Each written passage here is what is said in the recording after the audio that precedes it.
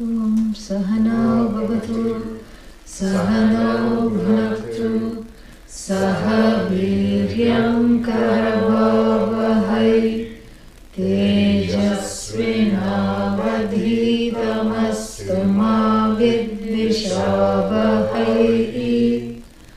Om Shanti Shanti Shanti.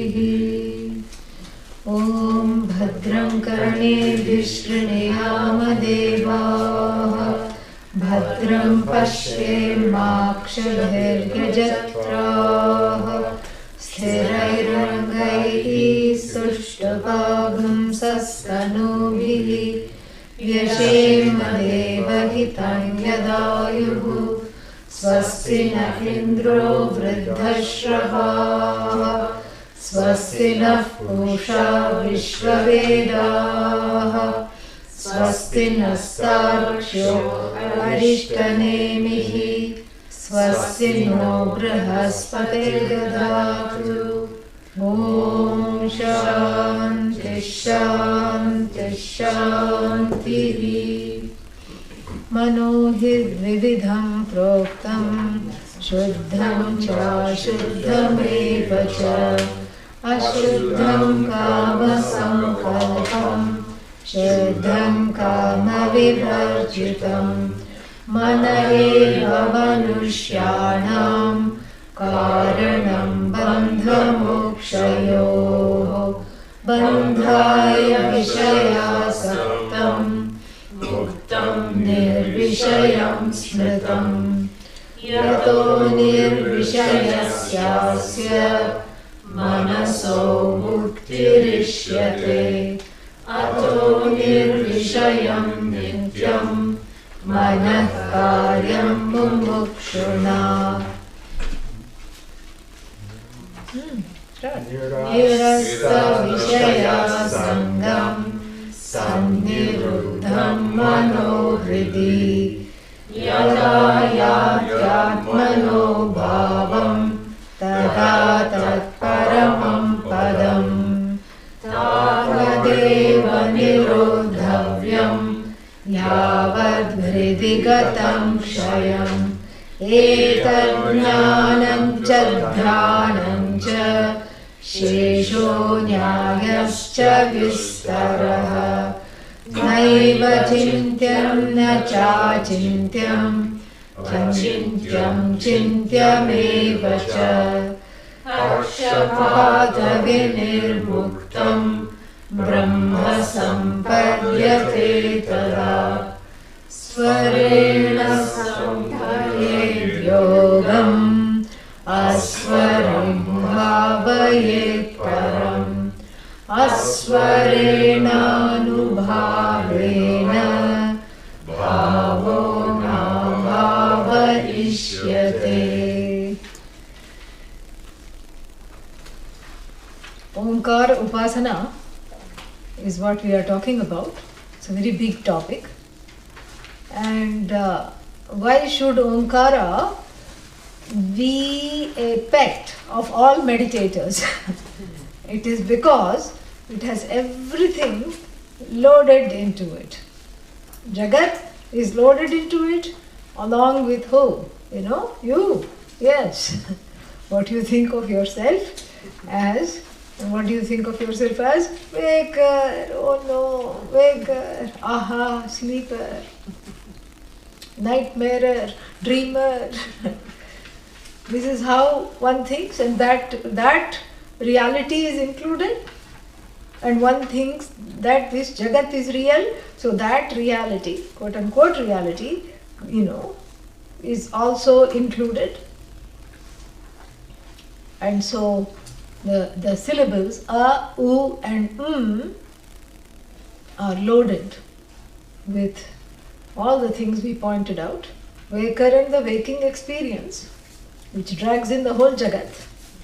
And then, Ishvara in the form of the Jagat, because Ishvara is not someone who made the Jagat and then ran away for an extended holiday. No. I'm not going to be seen near my creation. No. Because in our tradition, Ishvara is non-separate from the Jagat. In fact, the whole Jagat leans on Ishvara. So Ishvara is very much there in A, correct? What about in U? Is Ishvara there or not? Absolutely, as a potential. What about in is Ishvara there or not? Everywhere. I am there or not, that I have to think and tell. I don't know. But Ishvara is definitely there. You are also there. Because the sleeper is who? You. In class, outside class, same thing. You. Yeah. Agyaha. Agyaha means what? Forever ignorant. In the sleep, I don't know anything. Pragyaha. Prakarshena agyaha. And the counterpart is Ishvara on the other side, on the collective, side. Ishvara without any attributes. Oh, I thought Ishvara has no attributes to begin with. No, when we look at the Jagat becomes an as though attribute of Ishvara, Ishvara gaining the status of as though creator. Without those attributes, here when there is no Jagat, Ishvara is very much there, and that Ishvara is none other than your presence in sleep. No problems, you cannot create any problems. And likewise, on the other side also, Ishvara also cannot create any problems, so to speak, in the form of what? Sending an earthquake. Where will the earthquake? There is no earth. Where will the quake come? Can't come. Tsunami. There is no earth, there is no ocean, there is nothing. So all these things are not there. There is nirvikalpa. There is nirvikalpa on the level of the sleeper. There is no vikalpa. Vikalpa means any kind of duality. There is no duality, and then on the collective level also no duality. These are the universal experiences that relate, that link the individual to the total. And in the word Om, all of them have been brought in. But then which is Brahman? Because in the previous word, Chintyam, Achintyam, Brahma Sampadyate Tada, correct? But which is Brahman? Where is Brahman? Waker? Huh? Yeah. Okay. Dreamer? Yeah. Sleeper? Yeah. But then where is this Brahman? The Mandukya Upanishad takes a very drastic stance, and then here is where it's all a one-way affair when we study Vedanta. Waker is nothing but Brahman, correct? Brahman, not the waker. Oh, that. Yeah, that. Sleeper is nothing but Brahman. Brahman is not sleeping. Dreamer is nothing but Brahman. Brahman is not the dreamer. Oh. So waker is Brahman? Yes. Brahman is waker? No. Sleeper is Brahman? Yes. Sleeper is non-separate from Brahman. The identity of the sleeper relies on that single presence called Brahman. So there is only one identity, one presence that is manifest as waker, sleeper, dreamer. As the waking world, sleeping world, or the world less Ishvara, or the potential to manifest. It's manifest as so many possibilities at the individual and the collective level.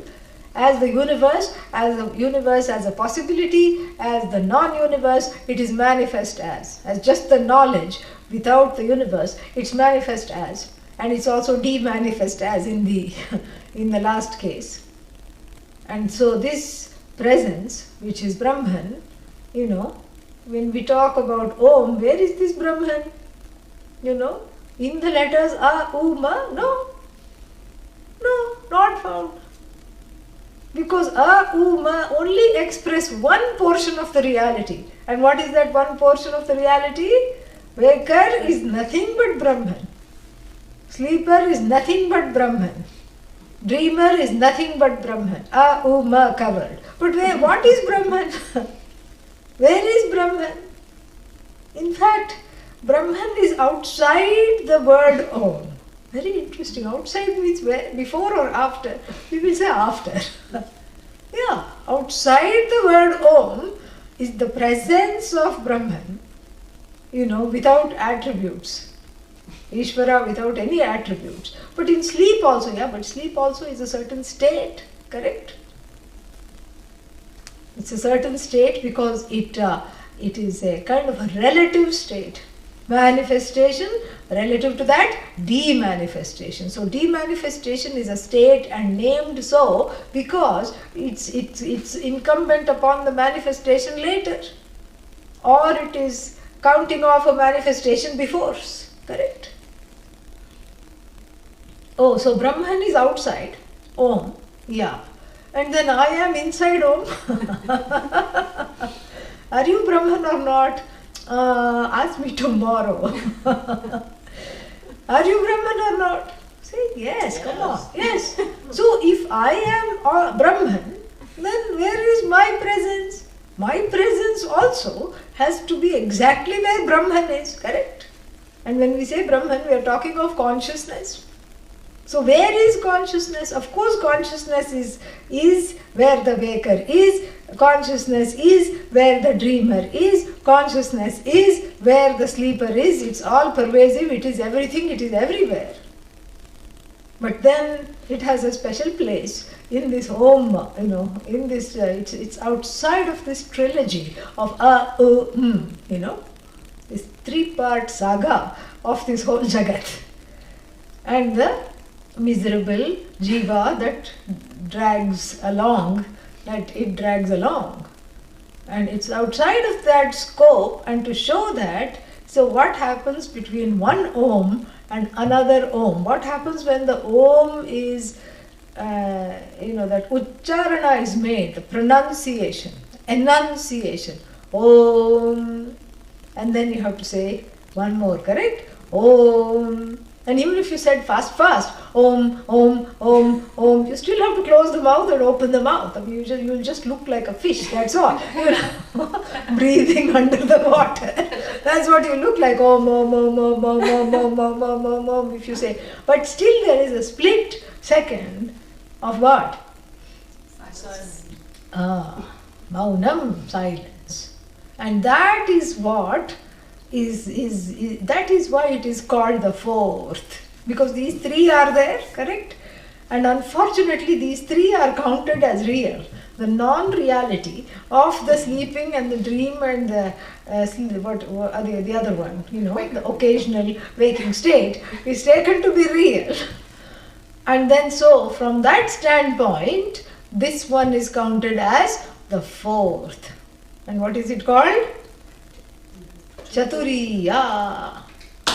Chaturiya, or it has a pet name, Turiya. The cha is elided, Turiya. And there are so many theses on Turiya. All of them are a big cross, wrong theses based on all kinds of wrong conjectures. Brahman is the fourth state. It's not the fourth state. It's an expression. That's just an expression, because the Upanishad reckons. Upanishad doesn't use the word Chaturiya. Maybe in not the Mandukya, maybe in some other places, but maybe it is used. I know in one Atharva Veda chant it is used. But the Mandukya Upanishad simply presents that which, because it is a nameless, timeless, spaceless, as though location for that which is locationless. And why is that silence needed after That silence is needed because that is the truth of the word Om. Om, when, at the level of the example, Om arises from what? Silence. No, I was talking before I said Om, but still, you kept quiet for a second, correct? Barely. That's enough. That counts. You kept quiet for a second. You were talking about what movie to go and see.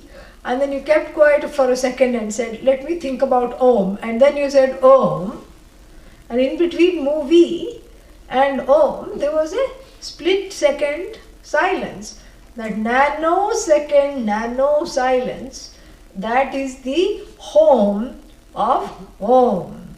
Right? That is the home of Om. And so therefore, that is seen as a very, it's all paradoxical as it were, because it's seen as a very interesting placeholder for that which is all pervasive on the level of the example. So Om, and that silence in between is, comes back home to Brahman. Om is home. How? Because the waker, dreamer, sleeper resolves into what? That silence here is a marker of Brahman. And it has been wrongly understood. Like this Turiya, there is a lot of, wrong ideas. Brahman is all silence. Somebody gave a talk for 2 hours. Those who know don't talk. Those who talk don't know. And then the Swami talked for 2 hours, one particular person. And after he left, Pujya Swamiji said, now I'll have to take a week-long classes to undo whatever has been done. That's what it is. All wrong, something, ideas. Silence is Brahman. Everybody go into silence. Silence is highly recommended. I'm not against silence, please, Please keep silent. It's wonderful. Yeah. Highly recommended for a happy domestic life also. Silence. Maunam, no problem. But my issue here, and this is something we have to understand, is if Brahman is silence, what is speech? We have to say devil. If silence is Ishvara, Ishvara is silence, then what is speech? Speech kim, Vak kim, what is Vak? So Vak has to be ab-Brahman, correct? So that means there is a Hani. Hani means what? Anantya Hanihi. There is a loss of limitlessness because speech delimits silence. In fact, the silence is hard to find, And that's why people have all kinds of ideas. Silence is so rare, like Brahman. The occurrence of silence, the more silent you are, Brahman bubbles up, and like soap bubbles comes out of the ears and nose. And you experience Brahman in silence. So therefore, be silent. Very persuasive, but unfortunately wrong argument, because if Brahman is experienced only in silence, then what about in speech? What about when one is shouting? What about when one is screaming? There is no Brahman in that means you're saying there is no Brahman in the waking state, because in the waking state alone this fellow talks, correct? So that means that the whole A has been gone. So it should just be not Om.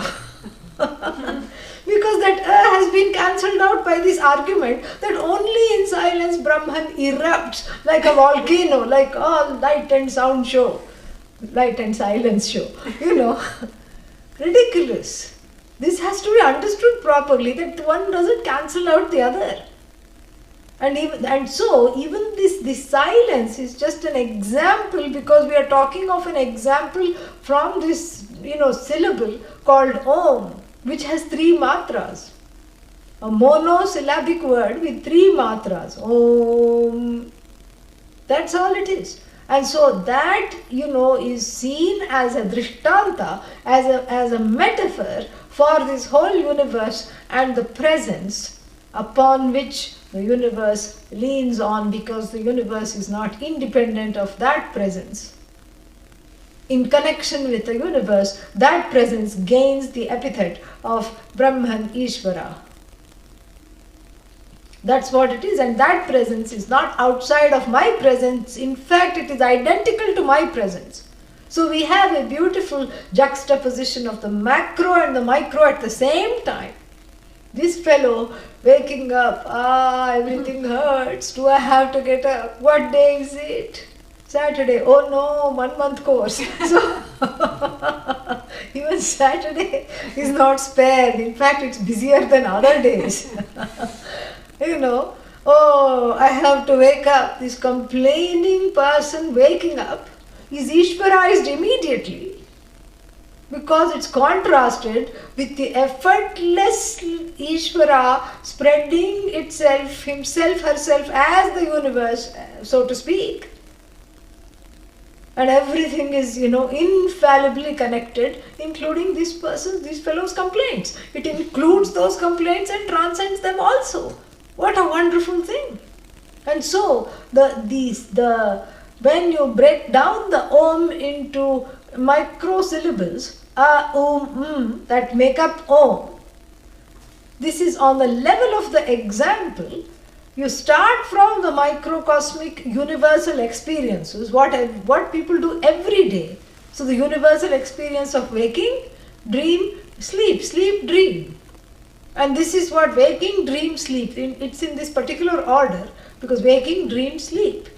And it's in this particular order because I think of myself as the waker and, and sleeper, dreamer, etc. But here the order is switched, because we want to end in sleep, because the waking, and because after sleep what comes?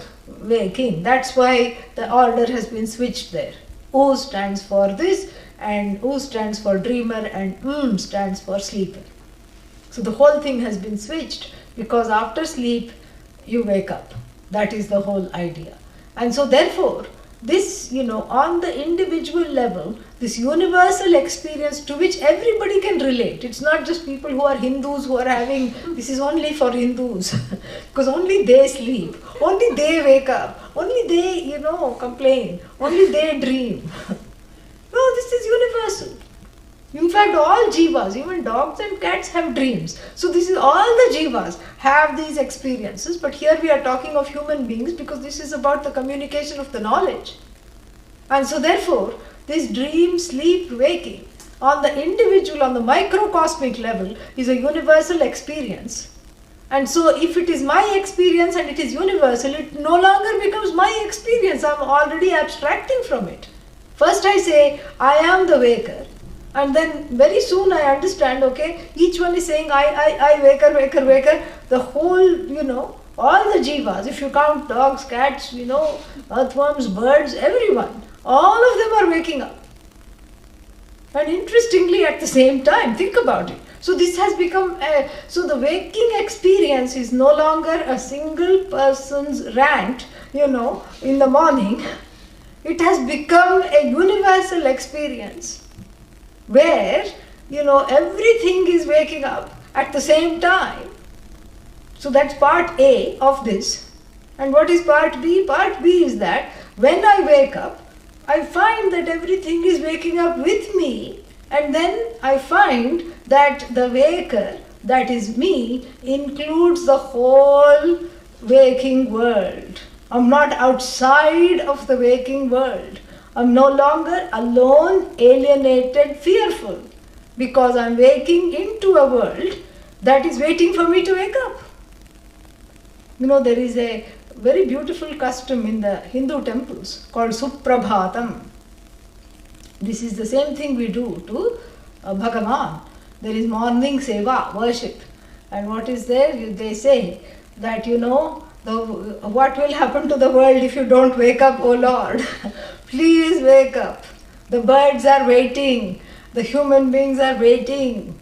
The plants are waiting. The sun is waiting for your command. Once you wake up, everything will happen. So it's like, that's very beautiful. So here, it's just a metaphorical understanding of how the syllable A, for example, stands not just for the waker, but for the entire waking world, in which I am an agent. That we have to not, forget. I am an agent only in the waking state. In the dream state and sleep state, I am a bhokta. I can only be a karta in the waking state. But in the dream also I am doing things. Yeah, but in the dream, if you go and if you are a cut purse and you go and make off with somebody's wallet, you don't go to prison. No, but I went to prison. That's dream prison. Okay? Yeah. You are not culpable. So that's why it is bhoga.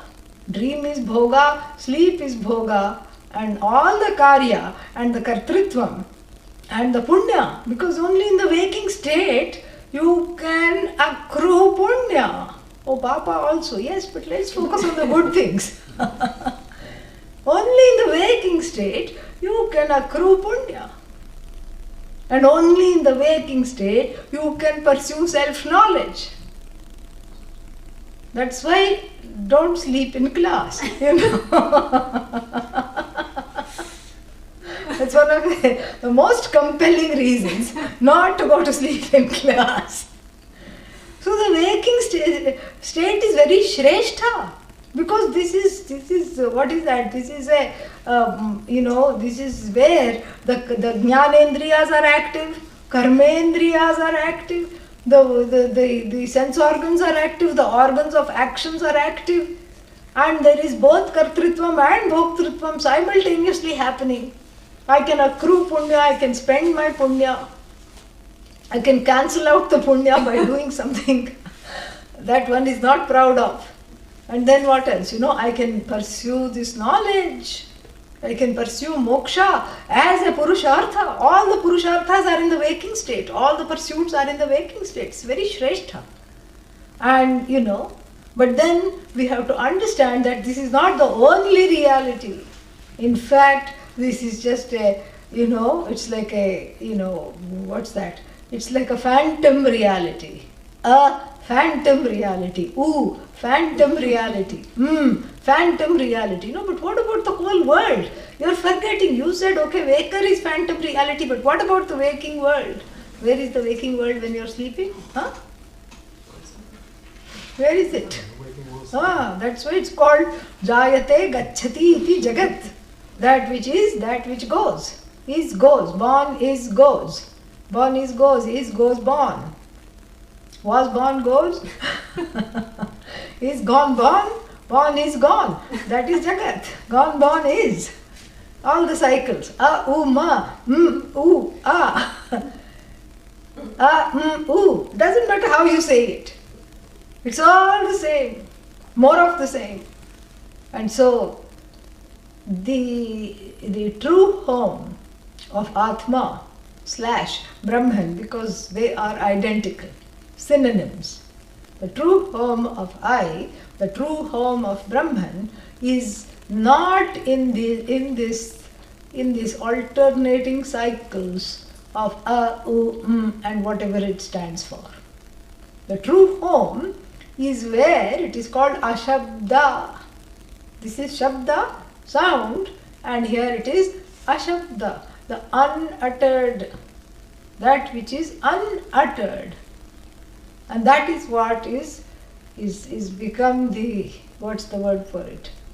Turiya has become the poster child of anybody, briefly spiritual. Really, something or the other. Fourth state. What is it like? It's a special experience. Somebody told me this. It's a special, I have experienced Turiya.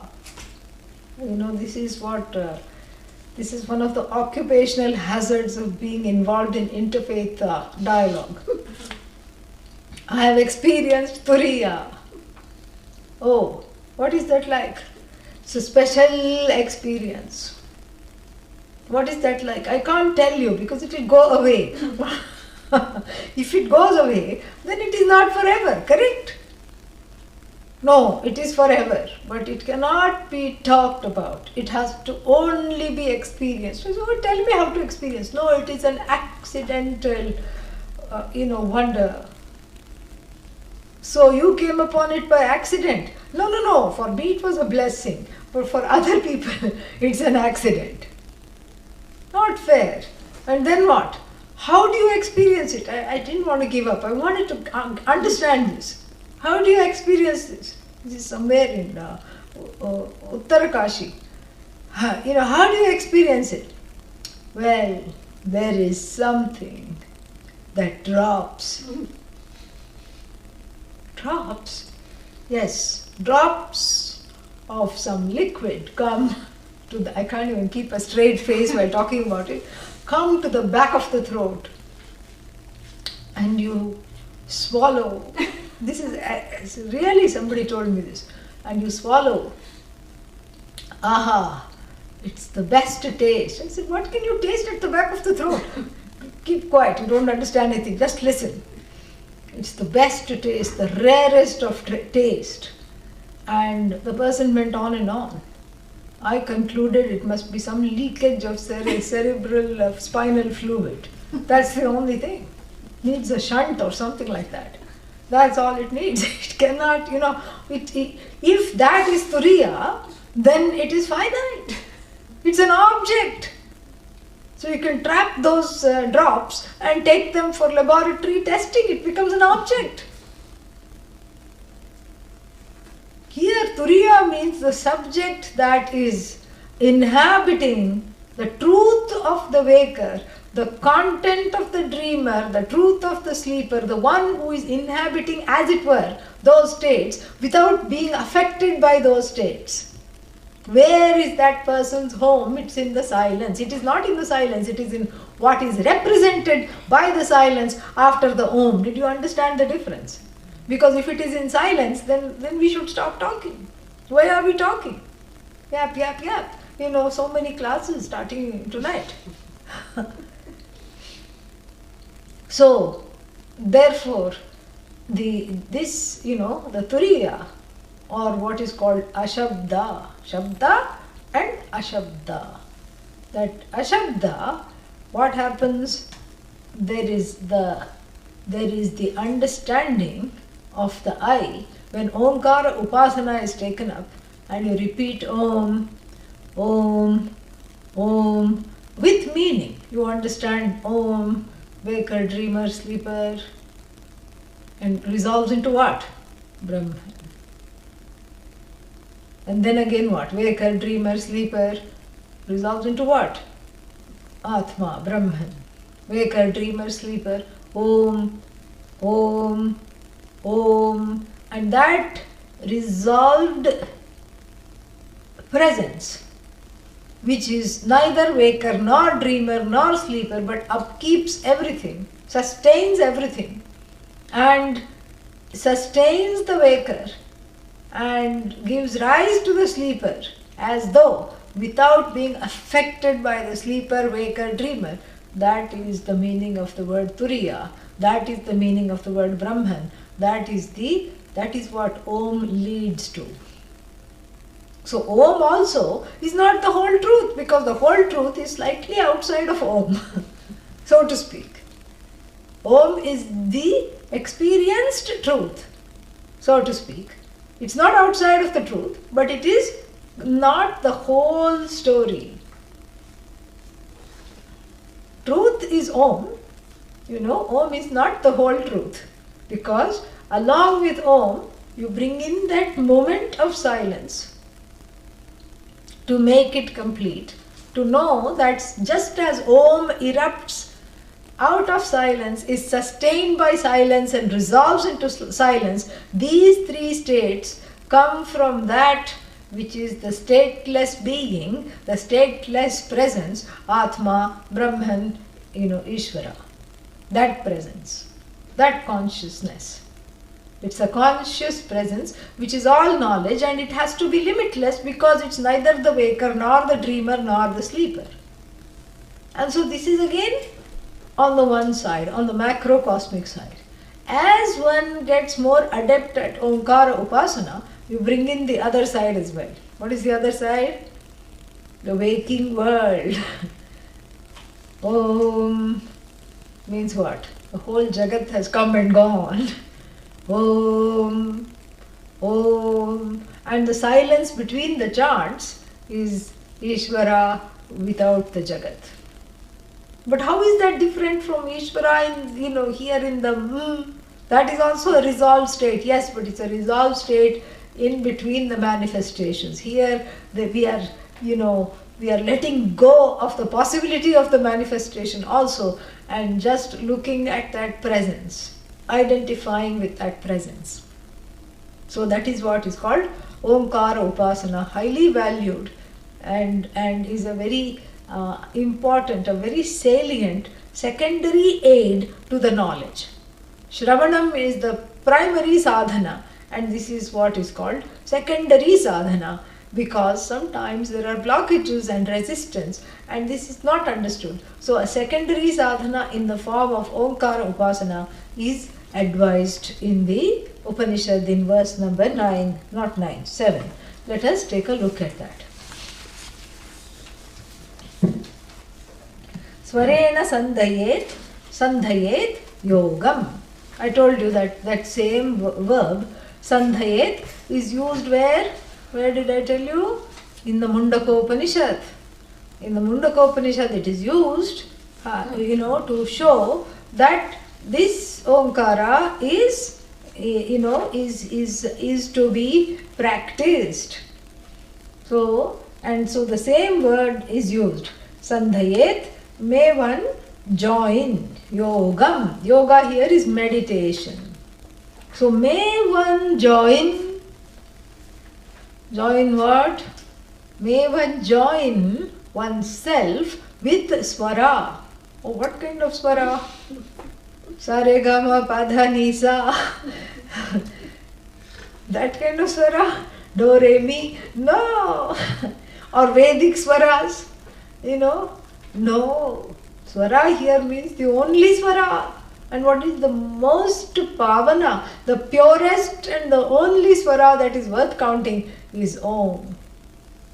Yogam is that union with oneself. That is the practice of meditation, union with the truth of oneself, or you can say union with Ishvara, both of them. Swarena sandhayet. Make that happen with the swara, this yoga. Here yoga is not karma yoga and yoga is not down dog, neither of those. Yoga here means the joining together of the individual with the total, because the total has to be understood as non-separate from the individual. That is not happening just by the coming to the classes and pursuing the knowledge. So obviously there is some block there, and so to remove the blocks, to calm down the mind and to really, do some kind of nididhyasana, is to practice assimilating the words of Vedanta. So this is what is prescribed. Either you can say nididhyasana, or you can say just a simple meditation for nischalata and antahkarana shuddhi, antaranga sadhana. So this antaranga sadhana means an inward practice, the practice which is not externalized, where there is no jagat involved. Yeah. No, but the cushion I sit on belongs to the jagat or not? Yes, the cushion belongs to the jagat. So your little ding ding bell also belongs to the jagat. But after you have dinged it and perched on the cushion, you forget about the cushion. Correct? You may as well be sitting on a pin cushion. No problem. You forget about the cushion. That is the whole idea. In the beginning you want it to be cushy. That's why cushion.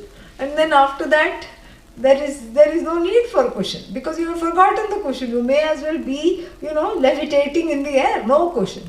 Correct? And so those are all just part of the jagat, but that jagat is forgotten here. Vismriti prayah, and then what? So here, swarena sandhayet. So may this union between the individual and the total, between the jiva and Ishvara, here let us take it like that at first. May the union between jiva and Ishvara, may it be done through the help of the swara. Because obviously, who is meditating, we have to first find out. Who is meditating? Is the meditator the one who knows or the one who doesn't know? The one who perhaps is in the process of knowing. Or maybe it is somebody who knows, for which again we can have a different interpretation of the same verse. Let us first take it as someone who doesn't know. Someone who doesn't know is meditating. Someone who is in the process of knowing. And therefore what? Therefore that person, if you just say Ishvara is neither the waker, nor the dreamer, nor the sleeper, Ishvara is neither the Jagat, nor the maker of the Jagat, in fact there is no Jagat, that person is going to be very confused. Correct? And you are that Ishvara which is neither the waker, you are not the waker. Yeah, that I knew. But you are not the dreamer. Oh, you are not the sleeper. And then Ishvara is also not really the karta of this Jagat, because really speaking, there is no Jagat. You know that? No, I don't know that. So this person will be extremely confused. So you can't meditate upon the formless. Yeah, please understand this. I don't know how this is such a simple thing, such a simple, basic, logical reality. And there are whole religions that are based on praying to the formless and meditating upon the formless. I don't know how they accomplish it. And you cannot meditate upon the formless. Adi Shankara puts it beautifully. What does he say? Param chet jnayeta aparam chet dhyayeta. If it is Sagunam Brahma, if it is Ishvara along with the status of the maker of the Jagat, then you can meditate upon Ishvara, because still there is an object-subject difference, because I am identifying myself as the, as what? As a subject, all right, but subject to all kinds of wrongdoings and fears and tears. And Ishvara is the total, so that slight difference is still there. I am the devotee, and then Ishvara is the object of devotion. And so therefore this difference lets me have this meditation. But then if I am talking about Brahman, that which is the truth of Ishvara, truth of the Jiva, the content of the Jagat, and the truth of the waker, dreamer, all these things, if I am talking of that presence, how to meditate upon it as an object? How is that even possible? It's not possible to meditate upon it as an object, because it is not an object, it's the very nature of the subject. But however, our meditator, as we saw, doesn't know all this. Okay, meditate upon Ishvara. So what do? You take hold of Om, and then somebody gives the Omkara Upasana, explains what Om is. This is you as the waker, which includes Ishvara as the waking world. This is you as the dreamer, which includes Ishvara as the potential, including your potential to dream. This is you as the sleeper. And this is Ishvara, in between manifestation, in a state of demanifestation, laya. So this the person understands and say, oh, I'd love to do that. Om is equal to me plus Ishvara. Wonderful. Me and Ishvara having chai. This is Om. This is wonderful. So the person happily goes on saying what? Om, Om, Om, Om. That is what it means. Svarena sandhayet yogam. You start off the meditation.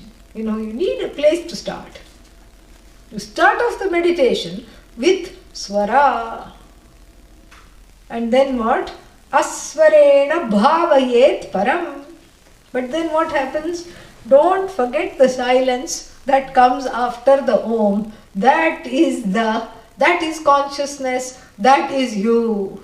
And that is the truth of Bhagavan, which is consciousness. The truth of you, consciousness. Truth of sleeper, dreamer, waker, consciousness. Truth of Jagat, consciousness. Truth of manifest Jagat, consciousness. Truth of unmanifest Jagat, consciousness. Truth of Jagat about to manifest, consciousness. Truth of truth, consciousness. Truth of consciousness, consciousness.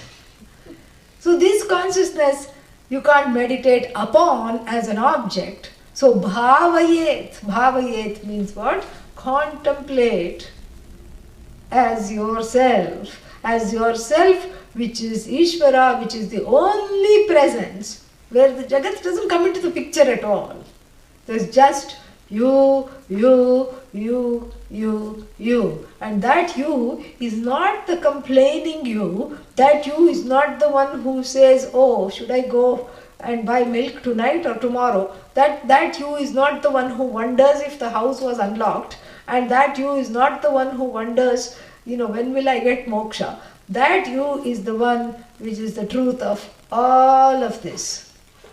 And so asvarena bhavayet param. So you start off with a mantra. It could be Om or it could be any mantra. Swara here actually means Pranava Upasana, but it could be any mantra. You start off with any mantra. Swara doesn't mean sound, otherwise you could just be doing some sound. That's not the point. Swara here means mantra, but specifically refers to the holiest of mantras, Omkara Upasana. So Om, Aswarena, but don't forget that space between the two chants as the basis of the chant itself, as the basis of Ishvara, as the basis of you. Don't forget that. That you is not something to be objectified. That you is understood and assimilated as that self, what is that called? Self-effulgent, self-evident I. It cannot be objectified. Fortunately, it need not be objectified. Okay? So now, then, aswarena anubhavena. Anubhavena means by that constant contemplation. Soundless. Soundless means not relying upon the sound. And what does the sound signify? The sound signifies Saguna Brahma. And so the no sound signifies Nirgunam Brahma, which is you. So meditating on the truth of yourself, contemplating on the truth of yourself, bhavaha na abhavaha ishyate. Ishyate could have very well been said at, shishyate. What shishyate, what remains is presence. When that, when I meditate on the absence of the sound, abhava, aswara. When I meditate on aswara, so what would one expect? When I meditate on that which is soundless, then what should happen? Absence it should reveal, but ironically it reveals the presence. When I meditate on the absence of the sound, when I contemplate on the absence, that absence is so powerful it reveals the presence. And that presence is the holiest of presence, which is what is taught by the Upanishad, and that which is, one is encouraged to keep, assimilating in the meditation. So here, very beautiful. Swarena sandhayet yogam. So we have seen one meaning. I'm just going to recapitulate it and then we'll see the next meaning. Swarena sandhayet yogam. Start off with discovering Ishvara as Om and including yourself in this discovery, and so relate to Ishvara with the help of a bridge called Om, where it includes you and your little problems in the waking, dreaming states. In the sleep also problems are not there, that's why I didn't include it. In the sleep state also is included. So it includes you. So the Omkara is a bridge between you and Ishvara. You which is aparoksha and Ishvara which is somewhere not even approachable. Paroksha. So the paroksha, Ishvara and aparoksha Atma are bridged with the Om Setu, with a bridge called Om. Correct? And then what? And then there is no need for a bridge. Why? Because it is abridged into this silence after the Om. There is no need for the bridge drops off and I am not hanging in space because the bridge has served the purpose. I am not, hanging in space or free falling in space because the bridge has served this purpose by mitigating or disappearing the distance between myself and Ishvara, because the distance was based on wrong perception. So it has worn away the wrong perceptions. Om, Om, Om. I keep including myself in Ishvara, so there is no need for a bridge. I thought I was not included and now I am included, so the bridge has fallen away. And then when there is no need for the bridge, I am not uttering Om, in between the Om, one Om and another Om, or when I finish uttering Om and in the silence, what happens? That oneness is inscribed, that oneness is understood. And with that appreciation of the oneness, the absence of the bridge in the form of the sound reveals the presence, which is myself, which is Ishvara. So that is the first meaning. Second meaning is more not just in one meditation, but through a stages, through a series of stages. So what does one do in the beginning? Om om om om om om om om om om om om om om om om om. One meditation over. Om om om om om om om om om om om om om. Second meditation over. Like this, after a few thousand rounds of sitting in Om, then what happens when one becomes an adept meditator? What happens? That Om naturally drops off. Swara becomes Aswara. The mantra naturally resolves into you. Any mantra, Gayatri mantra, Omkara Upasana, Om Namah Shivaya, after a while it just drops off. Naturally drops off. And what does it reveal? You. Are you there or not? Or did you also drop off? I did drop off to sleep, but now I'm there. See, that's what it is.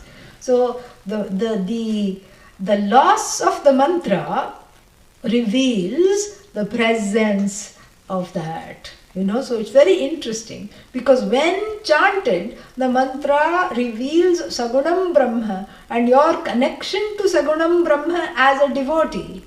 And when the mantra drops off, it reveals, even in its dropping, that silence reveals Nirgunam Brahma as the truth of yourself. You cannot say, what kind of puja do you do? आप सगुण ब्रह्म के उपासक हैं कि निर्गुण ब्रह्म के उपासक हैं?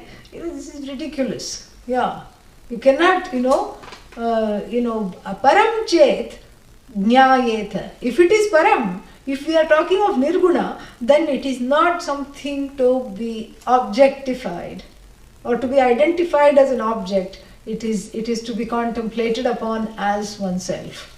If it is sagunam, it is Ishvara, then it can be. It is an object of worship. Ishvara as the creator, etc., etc. So, therefore, this presence and absence is very interesting. The absence of the mantra reveals the presence of the one who can never be negated even by the absence of the mantra. So, it's a lot of nice puns. The absence reveals the presence, and the presence also reveals the presence. The presence of the mantra reveals the presence of the Ishvara as Jagat Karanam Brahma, as the cause of this universe, who is to be sought after and who has to be understood as the truth of oneself. But in the beginning, one approaches Ishvara as an object of worship, as an object of fear, as an object that is something far away. And later on, what happens? One understands Ishvara as the truth of oneself. So you can take it as a gradual graduation in the meditation, or you can take even in one meditation that sound portion, know that, to be the beginning of the meditation, and know that soundlessness to really underscore your own presence as the truth of the whole universe, and as the truth which is beyond the universe, which is self-existent without the universe. So that is what the whole idea is. And people have been very active with questions. I will read some of those, then we will say the closing chant and then glide into meditation. Who is meditating? Is it the mind? Is it the jiva? What, quote unquote, you needs to meditate? Who is this person, this me? Me doesn't seem real enough, so does consciousness meditate upon itself? Well, ultimately you can say that, but really speaking, the ahankara is the one who is asking all these questions, Prashanti, that is the one who is meditating, okay? Who is the one who is asking the question? The ahankara. Yeah, so that is the thing. So that is what it is. You are nirguna and you don't really experience saguna, you relate to it as a devotee. Yeah, okay. Anything else? Yeah, I'm glad you're understanding Om Sadhana. That's very nice. Don't try it at home.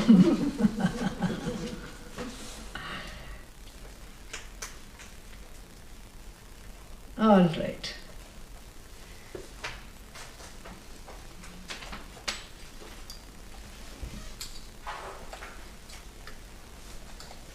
Om Purnamadah Purnamidam Purnat Purnamudachyate Purnasya Purnamevavashishyate. Om Shanti Shanti Shanti. Harihi Om Shri Gurubhyo Namaha. Harihi Om.